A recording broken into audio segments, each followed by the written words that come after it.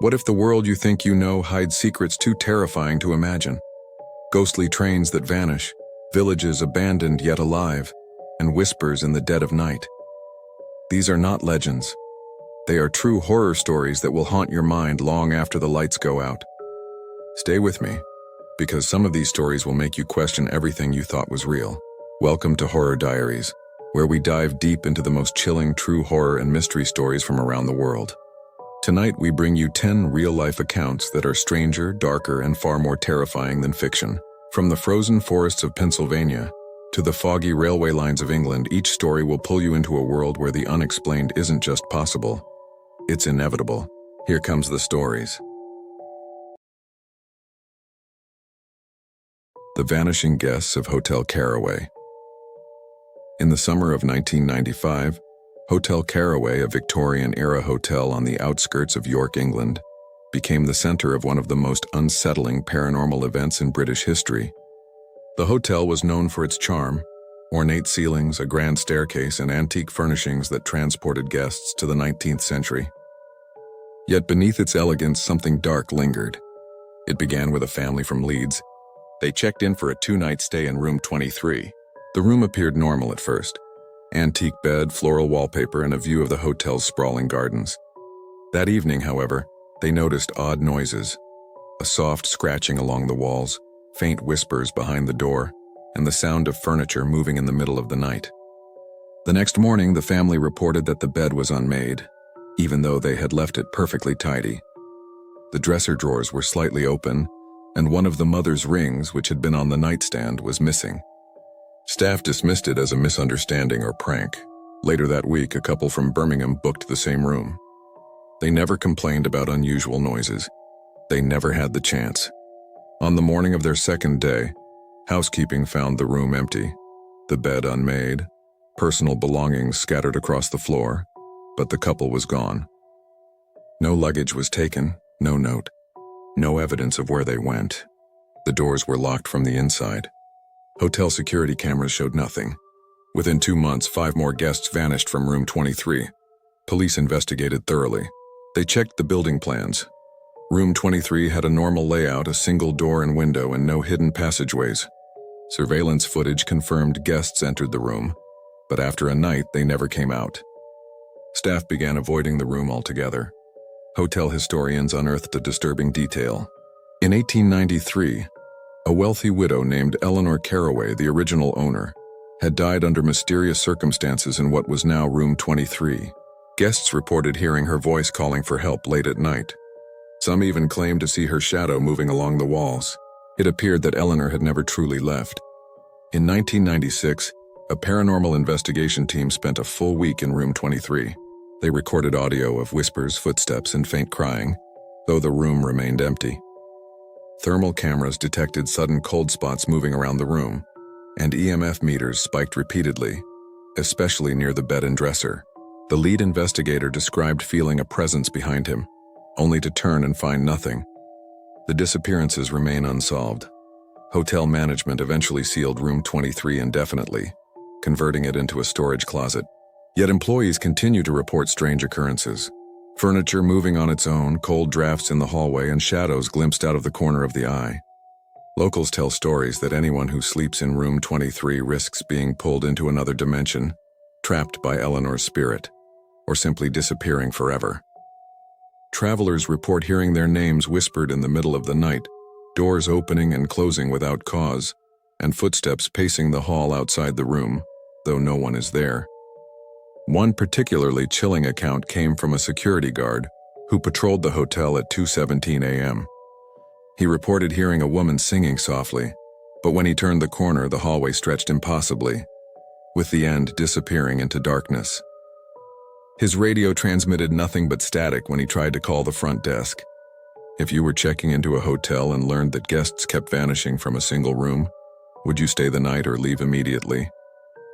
Comment below. What would you do if room 23 was your only option? To this day, Hotel Caraway remains operational, but room 23 is locked and off limits. Paranormal enthusiasts occasionally sneak in, reporting faint whispers, cold spots, and glimpses of a shadowy woman pacing the walls. Some claim that if you stare long enough into the room's dark corners, you can see the faces of the vanished guests, eternally trapped inside.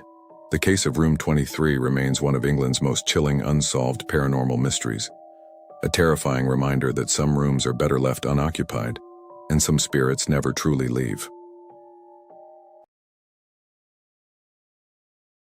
The Vanishing Room in the Nevada Motel. It was the summer of 2003 when Ethan Cross, a young traveling photographer from Los Angeles, checked into a small roadside motel in the Nevada desert. He was exhausted after driving all day from Reno and needed a place to rest before continuing toward Las Vegas. The motel was unassuming, nearly empty, with cracked tiles in the lobby and a flickering neon sign outside. The clerk handed him a key for room 12, warning him casually, "Some folks don't stay here more than a night." Don't know why. Ethan assumed it was a joke or a sales pitch to make him feel special and took the key. The first few hours in the room were unremarkable. It was old-fashioned but clean. A bed, a small dresser, a bathroom with yellowed tiles.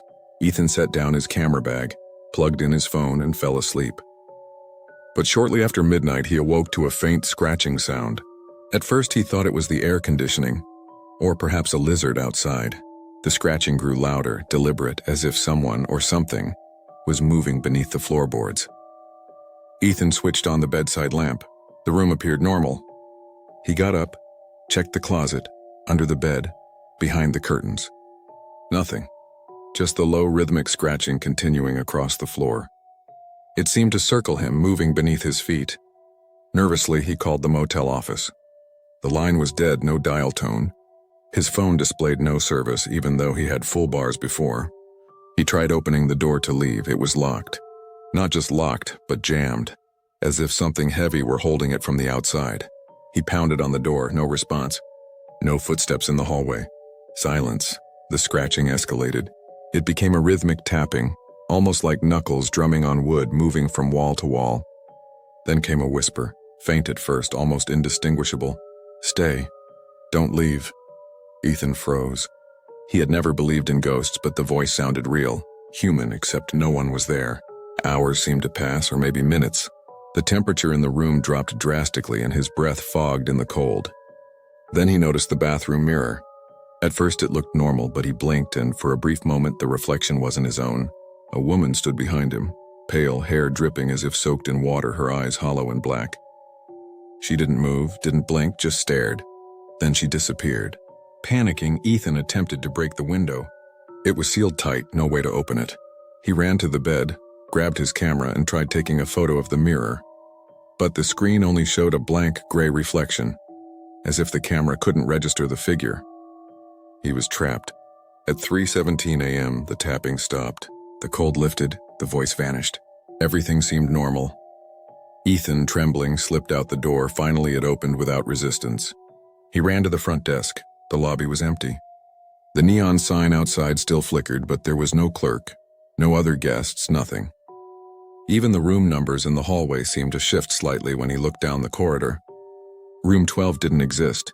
The door he had just left was gone. Ethan left immediately and never returned. Days later, he called the Nevada County Sheriff's Office to report the incident. The receptionist told him politely that the motel did exist, but room 12 had been sealed for over 15 years. They also mentioned that several travelers had lodged complaints over the years, claiming strange noises, cold drafts, moving furniture, and glimpses of a woman who had vanished there decades earlier. Yet the motel records showed no incidents, no guests, and no staff during those nights. Ethan never fully recovered from the experience. He developed severe insomnia and refused to stay in hotels alone. In the years since, online forums dedicated to paranormal investigations began documenting similar cases. Travelers checking into old motels, staying in rooms that shouldn't exist, hearing scratching beneath the floors, and encountering reflections in mirrors that weren't their own. Some claim the phenomenon is tied to the woman who had vanished decades earlier, a guest who never checked out. Others suggest it's a glitch in reality, an anomaly tied to the desert's energy or a rift between dimensions. Whatever it is, Ethan's story is among the most chilling and consistently reported paranormal incidents in Nevada. And room 12, the motel, still stands. New guests swear the door appears on the hallway, even though the building plans say otherwise. The scratching, whispers, and reflections reportedly continue, waiting for the next traveler foolish enough to check in. If you were in Ethan's place, would you stay the night or run immediately? Comment below with what you'd do if you found yourself trapped in a room that shouldn't even exist. The Lighthouse Keeper's Last Journal. In the summer of 1978, the Isle of Mull, off Scotland's western coast, became the site of one of the most chilling maritime mysteries. The lighthouse at Duart Point had stood for over a century, guiding ships through treacherous waters. Its keeper, Callum Fraser, was a solitary man in his early 40s. Known for his dedication and punctuality, Callum rarely left the lighthouse even when storms raged across the Atlantic. Callum kept a small journal in which he documented daily events, weather conditions, passing ships, and occasional notes about passing seagulls or distant whale sightings. But on July 16, 1978, the tone of his writing changed. The entry read, "The sea has voices tonight. Not the wind or the waves, but whispers, they call my name. I hear them inside the lighthouse, inside the stones themselves." At first, this was dismissed as poetic exaggeration. Lighthouse keepers were, after all, alone for weeks at a time, and the Atlantic wind can play tricks on the mind. But the next entries became increasingly alarming. Shadows move along the walls where no light reaches. I hear footsteps pacing the gallery. I see shapes in the fog outside, walking on the water. I lock the doors, yet they come inside. I am not alone. When a relief keeper arrived in late July, the lighthouse was empty. Callum Fraser had vanished. His shoes were neatly placed at the foot of the stairs. His coat hung on the rack, his journal lying open on the desk. There were no signs of struggle, no footprints outside, and the surrounding rocks were untouched, despite the strong tide. Search parties combed the island for weeks. Helicopters scanned the surrounding sea. Boats patrolled the cliffs and coves. Nothing, not a trace. Only his journal remained. Decades later, researchers studying the journal noticed a pattern in the entries. Callum wrote about the voices and shapes only on nights when the moon was full. On those nights, witnesses from nearby islands sometimes reported hearing singing from the lighthouse, low and haunting, though no one was living there. Others described seeing flickering lights in the tower windows, moving as if someone were pacing back and forth. Locals tell a chilling story. Fishermen claimed to have sailed past the lighthouse on clear nights and seen a figure standing on the cliff's edge, staring at the sea. They swear it was a man in a lighthouse coat, but he would vanish instantly when approached, leaving the waves undisturbed. In 1982, a paranormal investigation team spent a week at Duart Point. Their audio recorders captured faint whispers, two voices, male and female, reciting Callum's own diary entries. One investigator reported a cold hand brushing his shoulder in the dark lantern room, even though he was alone. Cameras, however, captured only blurry shadows along the stone walls. The mystery deepened in 2001, when a retired sailor reported seeing a small boat approaching the lighthouse in dense fog. On board was a man waving from the bow, Callum Fraser or someone identical, but the vessel vanished into thin air before any rescue could reach it. To this day, Duart Point remains uninhabited. Lighthouse tours avoid the tower at night, and the few locals brave enough to visit claim the wind carries whispers that sound like someone calling your name, and shadows stretch unnaturally across the rocks. Researchers remain baffled. Some theorize Callum was taken by a supernatural entity of the sea, a guardian of the coastline that claimed him for reasons unknown. Others suggest psychological breakdown amplified by isolation, though this cannot explain the countless later sightings matching Callum's appearance. Callum Fraser's journal survives in the local maritime museum, sealed in a glass case. Visitors report feeling cold drafts near it, and some claim they hear footsteps in the hall when no one is there.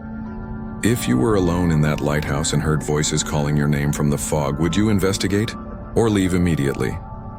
Comment below your choice, and imagine being trapped with the unseen in the middle of the Atlantic. The Duart Point Lighthouse remains a haunting symbol of the unknown. Callum's disappearance is one of Scotland's most enduring mysteries, a chilling reminder that some places are not meant to be alone at night, and some voices from the sea are never silenced. The Whispering Woods of Vermont. In 1987, a group of college students from Boston decided to go camping in the Green Mountains of Vermont, seeking adventure and a break from city life. The area they chose was dense, remote, and sparsely traveled. a perfect escape into nature. But what awaited them was far from ordinary. On the first evening, the group set up camp near a small clearing surrounded by towering pines. They started a fire, cooked their food, and told stories as night fell. Everything was peaceful until the whispers began. At first, they thought it was the wind rustling through the trees. But the whispers were clear and distinct, soft, urgent voices calling individual names. "Megan, Alex, stay!" The students froze. None of them had spoken their names out loud. Nervous laughter broke the tension, and they dismissed it as their imagination. But the whispers returned louder and closer, circling their campsite. Flashlights revealed nothing moving, yet the air felt heavy, almost viscous, as if the forest itself were pressing in on them. Around midnight, one student, Alex, stepped away to use the restroom. He never returned. His friends called out, shouted, and searched the area, but only the whispers responded, echoing his name. By morning, there was no trace of him. No footprints, no signs of struggle, nothing. Despite fear, the remaining students decided to stay for one more night, hoping to understand what had happened.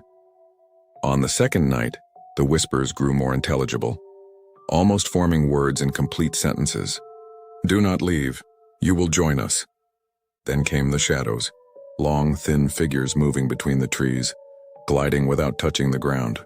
The students reported feeling icy fingers brushing against their arms, yet no one was physically present. One of them, Megan, saw a figure step close to her tent, lean in and whisper directly in her ear. She fainted. When she awoke, her friends were gone. By morning, only Megan and one other student remained. They attempted to leave the forest but found the trails had vanished. The landmarks were unfamiliar, and even the sun appeared obscured by a perpetual mist. Hours turned into a day, yet the forest seemed to shift around them, disorienting every attempt to escape. Megan later described the forest as alive, responding to their fear, almost mocking them with whispers and shadows. Every time they tried to call for help, their voices were absorbed by the trees. GPS devices failed, compasses spun wildly. Eventually, exhausted and desperate, Megan and the remaining students stumbled into a ranger station. Authorities launched a search of the area, covering dozens of square miles. Only 2 sets of footprints were found, those of Megan and her friend. Alex and the others had completely vanished, leaving behind no trace of clothing, gear, or personal belongings. Local legends suggest that the forest was cursed by an old hermit who disappeared there in the 1800s. Campers have since reported hearing whispers in the same clearing, even decades later. Hikers occasionally find footprints appearing in the mud, only to vanish when followed. Some swear that if you hear your name called in those woods, it is already too late. If you were lost in the whispering woods, hearing voices that knew your name, would you follow them or run blindly? Comment below what you think you would do, and what you'd tell someone if they disappeared in the same forest. Megan returned home traumatized.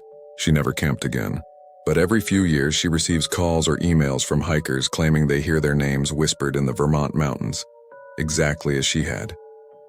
Authorities have never explained the disappearances, and no scientific evidence accounts for the voices, shadows, or shifting trails. The Whispering Woods remain a haunting reminder of how nature can harbor secrets beyond human understanding, where fear itself becomes a trap, and once the voices call your name, you may never leave. The Vanishing Train of Somerset.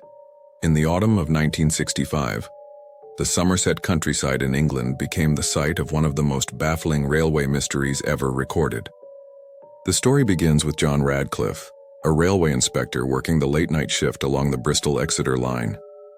His job was simple: inspect tracks, ensure signals functioned, and report any irregularities. But one night something happened that would haunt him for decades. It was just past midnight when Radcliffe noticed an unscheduled train appearing on his track monitor. The train was a steam engine, archaic in design, its paint chipped and weathered, resembling locomotives from the 1920s.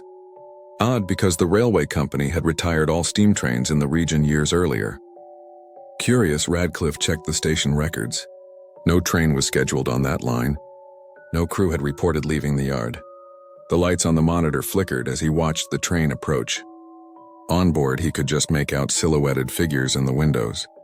People wearing early 20th century attire, long coats, hats, and shawls, seated in silence, staring straight ahead. As the train passed the signal point, Radcliffe heard faint murmurs, whispers carried by the wind. One distinct voice called his name. "John, wait." He tried contacting the control room via radio. Nothing. The static was thick, like the signal had been blocked. Then as he followed the train along the track on foot, it suddenly vanished. No derailed cars, no evidence of movement. Just an empty track, illuminated only by the dim moonlight in his lantern. Radcliffe reported the incident the next day. Railway officials dismissed it as exhaustion or a hallucination from too many late-night shifts. But the story didn't end there. Over the next month, several passengers on rural trains along the same route reported seeing the same steam engine, appearing out of nowhere in the fog.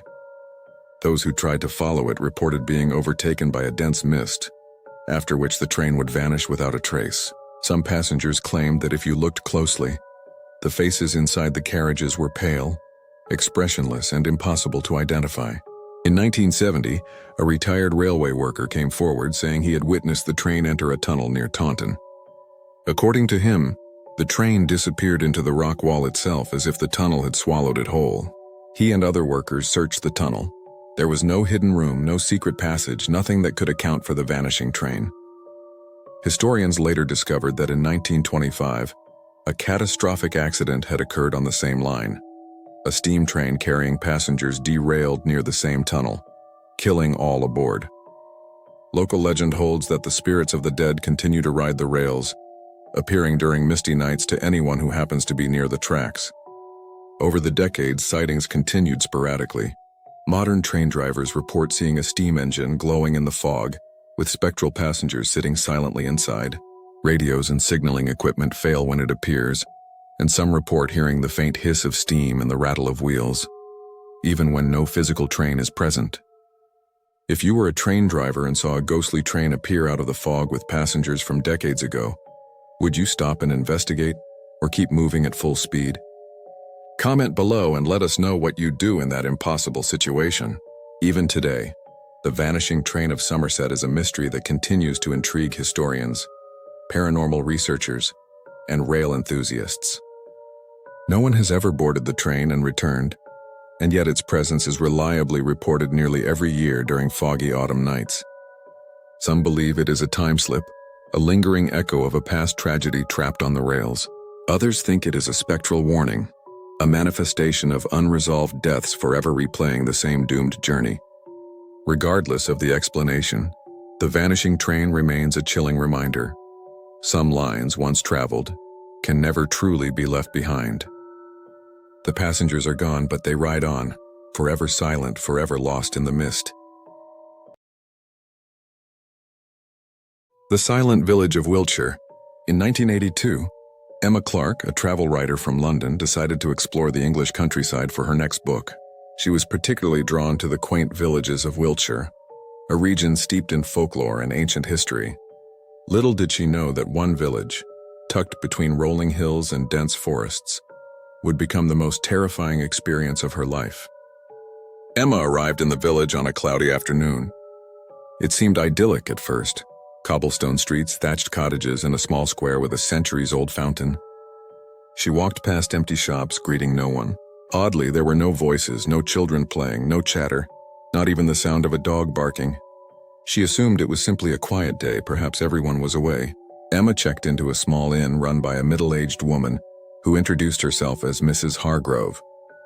The inn smelled faintly of dust and wood polish.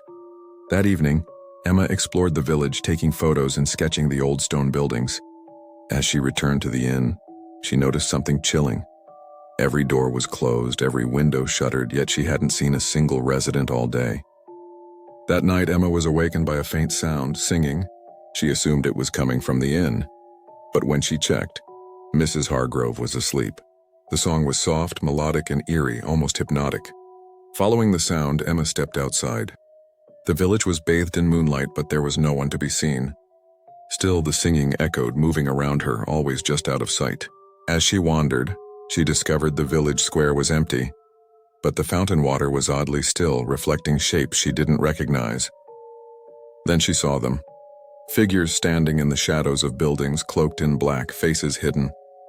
They didn't move, didn't speak, but Emma felt their gaze. Terrified, she ran back to the inn. The next day, Emma tried speaking to Mrs. Hargrove about the villagers. The woman's expression turned cold. "There are no villagers, they left long ago. Everyone but me, you shouldn't be here." Emma pressed for answers. Mrs. Hargrove reluctantly explained that the village had been abandoned after a strange illness in the late 1970s. People left suddenly, some disappearing entirely, leaving behind only empty homes. No records existed for what exactly happened, just whispered stories of a silent, watching presence that kept people from returning. That evening, Emma tried to leave, but the road seemed to twist strangely. Familiar turns became unfamiliar, fields stretched unnaturally, and the forest at the village's edge seemed to close in on her. By midnight, she was back at the inn, though she had walked for hours. Then came the whispering. It wasn't just singing anymore. Voices spoke her name, beckoning her toward the fountain. Emma refused to move, but every reflective surface, mirrors, puddles, even her camera lens, showed figures behind her that vanished whenever she turned. Over the next few hours, Emma discovered something horrifying. The village seemed alive, aware of her presence. Doors creaked as if opening and closing on their own. Footsteps echoed behind her in empty corridors. Shadows moved across walls and floors independently of any light source. Her own reflection, in mirrors and windows, sometimes looked older, hollow-eyed and desperate, as if another version of her was trapped there. By dawn, Emma managed to escape. When she turned back, the village appeared normal again, quaint and lifeless. No signs of the night's events remained. No singing, no shadows, nothing unusual. Locals later confirmed the village existed, but no one remembered Emma visiting. Years later, Emma recounted the story to a friend who revealed that the Wiltshire countryside has a long history of disappearing villages, often linked to strange illnesses, mass disappearances, and reports of travelers hearing voices in the wind. Emma's encounter became one of the most widely cited cases among paranormal researchers. If you found yourself in a village where everyone had vanished, yet shadows watched your every move, what would you do? Would you stay and investigate or flee immediately? Comment below with your survival strategy. The silent village of Wiltshire remains a terrifying reminder that some places hold memories and spirits so strong they can trap the living. Emma never returned, but her experience serves as a warning. Sometimes, even in daylight, a village is not as empty as it seems. The vanishing campers of Black Hollow Forest. In the summer of 1976, Black Hollow Forest in Pennsylvania became the center of a chilling series of disappearances. The forest was dense, isolated, and largely unpatrolled, making it a favorite destination for local campers and hikers. That summer, a group of 5 college students from Philadelphia, Tom, Lisa, Brian, Megan, and Eric, decided to spend a weekend camping deep inside the forest. The first day went smoothly. They set up camp near a creek, hiked trails, and enjoyed the remote wilderness. But that night, around 11:30 p.m., strange occurrences began. Lisa reported hearing soft chanting in the trees far away but distinct. When the group tried to locate the source, they found nothing, only the shadows of towering pines swaying in the wind. Later, around midnight, Tom noticed footprints leading away from their campsite, but they were unusual. Elongated, with claw-like impressions, much larger than human feet. The prints led toward a dense part of the forest. Brian, curious and somewhat braver than the rest, suggested investigating, but no one followed. Around 2 a.m., a thick fog descended. Visibility dropped to just a few feet. The group huddled in their tents, only for Megan to notice glowing eyes peering through the fabric of her tent. She screamed, and the eyes disappeared instantly. Lisa swore she heard whispers of their names, urging them to leave, but the voices were mixed with something else, something guttural and unnatural. When dawn broke, Tom woke to find Eric gone. No signs of struggle, no tracks beyond the faint trail they had seen the previous night, nothing. The group searched frantically, calling out his name, but the forest seemed to swallow their voices. When they returned to the campsite, Eric's tent was empty, yet the zipper was closed from the inside. They decided to leave immediately, but as they tried retracing their path, the forest seemed to shift. Familiar landmarks disappeared, trees rearranged, and the creek they had camped beside now ran in the opposite direction. Panic set in. Hours passed, and they remained lost in the same small area despite walking in circles. By the second night, Brian vanished. The remaining 3, Tom, Lisa, and Megan, attempted to stay together. The chanting returned, louder and closer. Shadows moved independently of any light source, and the fog grew thick enough to feel like a physical barrier, pressing in on them. Tom tried to call for help using a walkie-talkie, but the device emitted only static.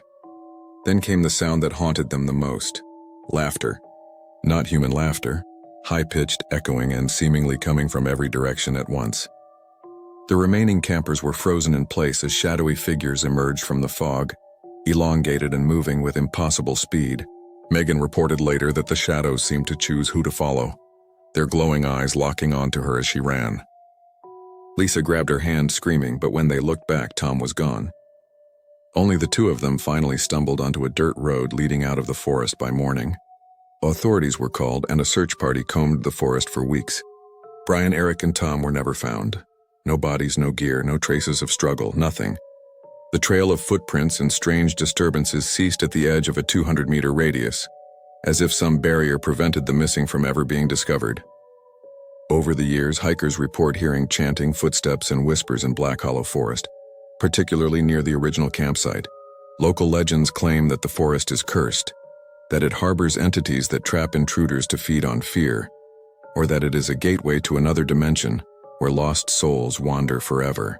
If you were trapped in Black Hollow Forest and saw shadows moving toward you in thick fog, would you run blindly or try to hide? Comment below what you would do to survive in this nightmare forest. To this day, Black Hollow Forest remains sparsely visited.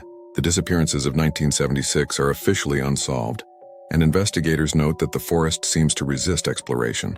Trails that should be visible vanish overnight, and equipment brought in for study often fails mysteriously. The forest has earned a reputation as one of the most haunted locations in Pennsylvania. Stories persist of hikers vanishing, campers hearing untraceable voices, and shadows moving independently of any physical presence. For those who survived, like Lisa and Megan, Black Hollow Forest is not just a place. It's a reminder that some corners of the earth are meant to remain untouched, and that once the forest calls, it may never let you leave. The Haunted Asylum of Millfield. In 1969, the Millfield Asylum in Ohio had been closed for nearly a decade, but the building still stood as a decaying relic of its dark past. Originally opened in the early 1900s, it had a history of mistreatment, overcrowding, and unexplained deaths among patients. Urban explorers and paranormal enthusiasts often visited, despite local warnings about trespassing. That year, a group of college students led by David Harlow decided to spend the night inside the abandoned asylum. Their goal was simple: explore the building, document it on film, and prove the legends were just stories. But Millfield had other plans. The group entered just after dusk. The main hall was vast, with peeling paint, broken furniture, and shattered windows. As they explored, they noticed the walls were covered in messages, scratched words like "leave now" and "they watch." Laughter echoed through the hallways, though no one was present. Around midnight, they reached the patient ward. The doors to the old cells were ajar, revealing empty rooms filled with cobwebs. David shined his flashlight down a corridor and froze. At the far end stood a man in tattered hospital clothes, motionless, staring. When David blinked, the figure vanished, but the sound of heavy breathing remained. The group split up to cover more ground. Almost immediately, strange phenomena occurred. Doors slammed on their own, lights from flashlights flickered, and disembodied footsteps echoed in empty halls. One student, Karen, reported feeling hands brush her shoulders as she walked past a wall, though no one was there. Then came the whispers. Faint at first, they became distinct. Voices of men, women, and children all begging for help. "Leave! Leave! They're coming!" The students tried to regroup, but the hallways had seemingly shifted. Corridors that had been straight now twisted in impossible angles. Room numbers no longer matched the floor plan. Around 2 a.m., the most terrifying event occurred. David entered the old administration office only to find all the students frozen in place, their eyes wide with terror. Shadows moved along the walls, elongating unnaturally, and a low chanting filled the room. David felt an overwhelming pressure in his chest, like the building itself was trying to crush him. In a panic, David ran to the main entrance, but it was gone. The front doors had vanished, replaced by a blank wall. Windows were black and opaque. The chanting grew louder, almost deafening, accompanied by the sound of metal clanging from somewhere deep within the asylum. By morning, only David emerged. He was covered in scratches, trembling, and unable to speak clearly. His camera equipment, notebooks, and the other students were gone, as if they had been erased from existence. Authorities investigated the building, but no evidence of the missing students was found. The asylum's structure was intact, but the interior seemed altered or warped, and nothing explained David's injuries or trauma. Over the following years, Millfield became infamous. Urban explorers reported doors leading to corridors that didn't exist, sudden drops where the floor should have been, and ghostly figures appearing in the corners of photographs. People often hear faint chanting and footsteps in the empty hallways. Those who enter the asylum alone sometimes vanish, never to be seen again. If you were inside Millfield Asylum and heard chanting, saw shadows and found corridors shifting around you, would you stay and investigate or flee immediately? Comment below what you think you would do, and imagine being trapped in that maze of horror. Researchers and paranormal investigators continue to study the asylum, but the phenomenon cannot be explained.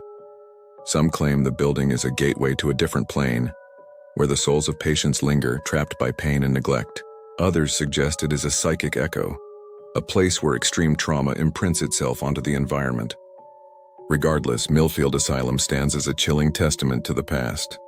The building may appear abandoned to outsiders, but for those who dare enter, it is alive with unseen watchers, dark shadows, and whispers that never let you leave. The Phantom Hitchhiker of Route 66. In 1972, the iconic Route 66 in Illinois became the scene of a chilling encounter that would be reported by multiple travelers over the years. The story begins with Robert Hayes, a truck driver making his usual night run from Chicago to St. Louis. Around 1:30 a.m., he spotted a young woman standing on the roadside, waving him down. She appeared disoriented, wearing a white dress that seemed outdated and carried a small leather suitcase. Feeling sympathetic, Robert stopped his truck. The woman climbed in silently, giving no destination. Her eyes were wide, almost fearful, and her presence exuded a strange coldness that seeped into the cab. "Are you okay?" Robert asked. She shook her head but didn't speak. He tried conversation, asking where she was from, but she remained silent. Halfway to Springfield, Robert glanced in the rearview mirror, and the seat was empty. No suitcase, no woman. The only evidence she had been there was the faint smell of perfume lingering in the cab. Shaken, Robert pulled over to gather his thoughts. Locals later confirmed a similar sighting decades earlier. A young woman in white, vanishing mid-ride, always somewhere along the same stretch of Route 66. 2 weeks later, Martha Klein, a college student traveling the same route, reported the same experience. She had been driving alone when a woman in a white dress appeared on the road. Martha stopped to offer a ride. As she drove, she felt an unnatural chill and saw faint handprints appear on the dashboard, though no one touched it. Moments later, the woman disappeared into thin air, leaving only her suitcase, which contained old photographs of Route 66 from the 1940s, and a single note that read, "Don't let the road take you."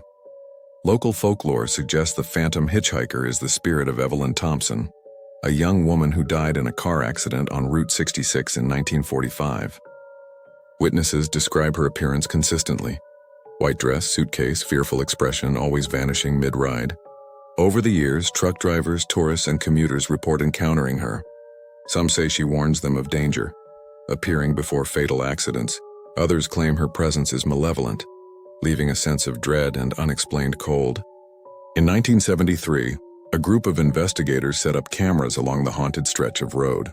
They captured motionless figures in white, disappearing between frames. Radar showed no physical objects matching their size and shape, yet eyewitnesses insisted they had been tangible, visible, and interacting with vehicles. If you were driving alone on Route 66 at night and a woman in white suddenly appeared asking for a ride, would you stop? Or would you keep driving? Comment below. Would you risk it or trust your instincts? One of the most chilling accounts came from a long-haul driver in 1980.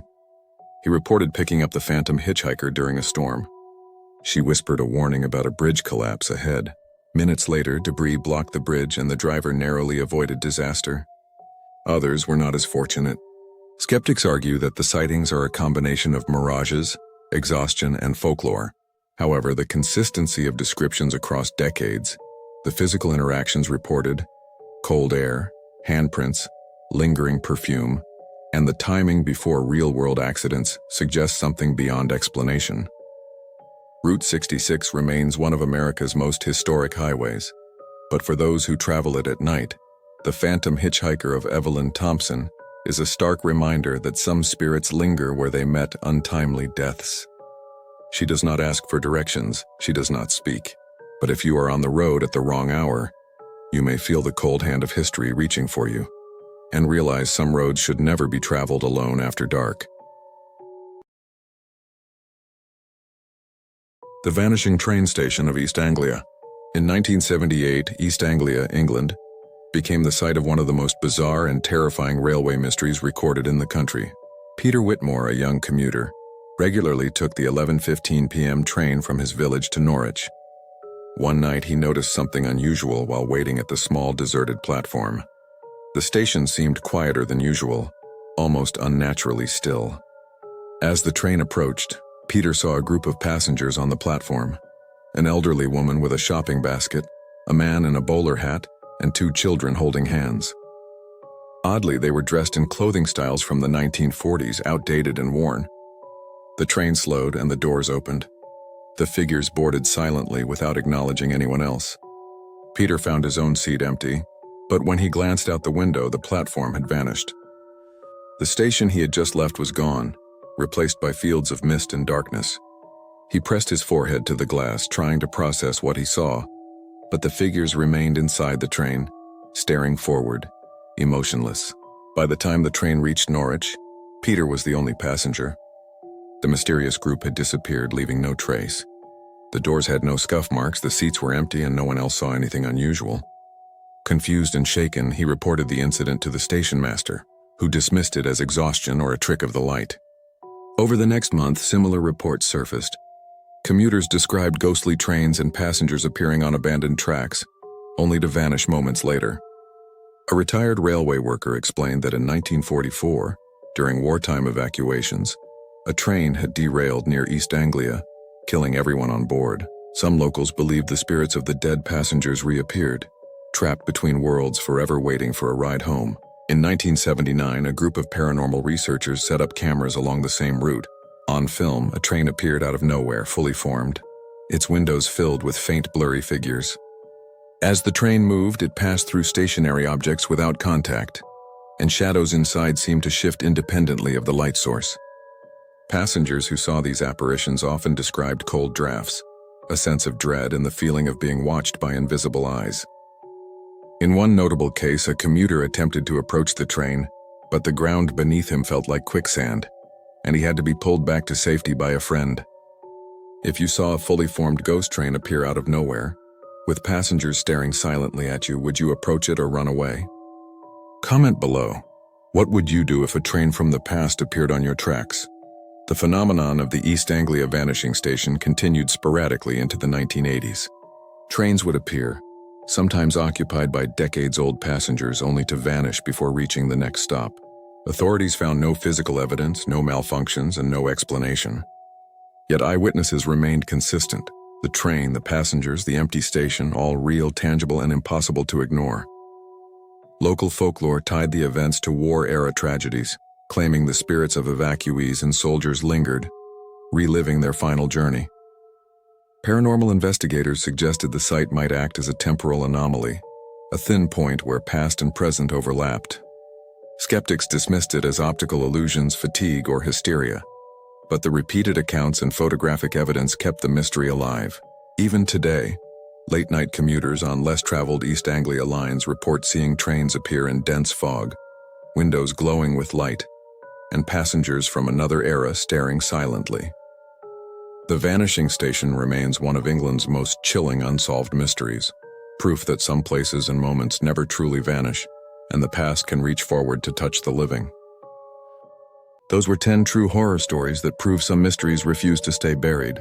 From vanishing trains to haunted forests, the world is full of places where the living shouldn't go, and sometimes, even when you leave, the shadows follow.